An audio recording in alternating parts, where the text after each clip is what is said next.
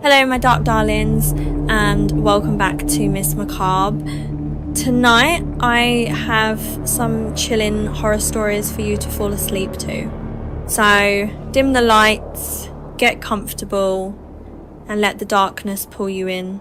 And if you enjoy late night horror, don't forget to like, subscribe, and join me again for more. Now, let's begin.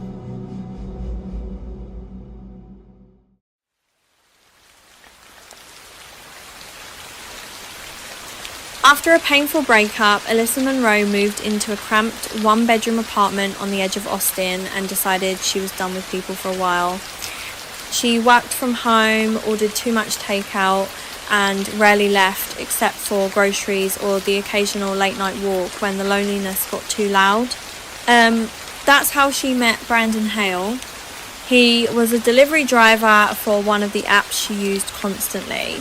The first time he brought her food, he lingered at the door and made a joke about how often she ordered pad thai. She laughed politely, took the bag, and shut the door. The second time, he mentioned her dog by name, even though she'd never introduced them. "I heard you call him from inside," he said quickly, smiling too hard. Alyssa forced another smile and told herself she was overthinking it. But then he kept showing up. Even when the app said someone else was assigned, Brandon would be the one at her door. Sometimes he'd leave extra sauces, free desserts, or handwritten notes tucked under the receipt. "Thought you might need something sweet tonight. You looked sad yesterday. Hope today's better. I like when you wear your hair up." That last one made her stomach twist.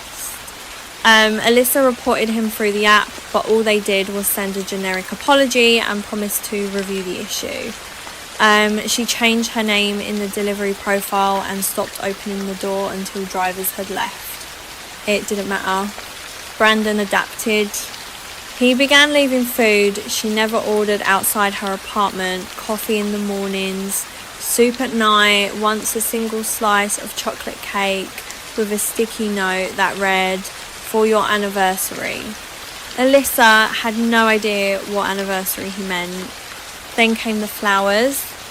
A bouquet of white lilies sat outside her door one afternoon with no sender listed. The smell made her nauseous. Tucked inside was a small card. "You shouldn't be alone tonight." That was the moment fear turned into panic. She called the police, but without a direct threat, they said there was little they could do besides take a report.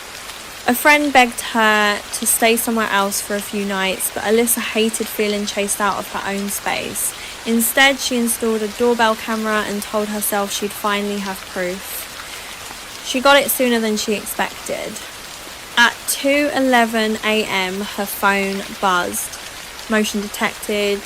Still half asleep, Alyssa opened the camera feed and felt the air leave her lungs. Brandon was standing outside her apartment, but he wasn't alone. He was holding a small folding table, a vase of flowers, and 2 takeout containers. She watched, frozen in bed, as he carefully arranged them in front of her door like some twisted candlelit dinner. He even set out 2 paper plates and plastic forks. Then he sat cross-legged in the hallway and waited. For nearly 20 minutes, just staring at her door. Alyssa was shaking so hard she could barely dial 911. By the time police arrived, he was gone, but he had left something behind. On one of the paper plates, written in black marker, were the words, "I know you're awake." Police finally pulled footage from the apartment complex and identified him. When they searched his car, they found screenshots of her delivery address, notes about her routine, and dozens of photos taken from the parking lot. Alyssa walking her dog, bringing in groceries, even sitting on her couch through a gap in the blinds. She moved out before the weekend did. Now, she never uses delivery apps with her real name because sometimes the person who brings dinner to your door isn't just dropping something off sometimes he's studying the entrance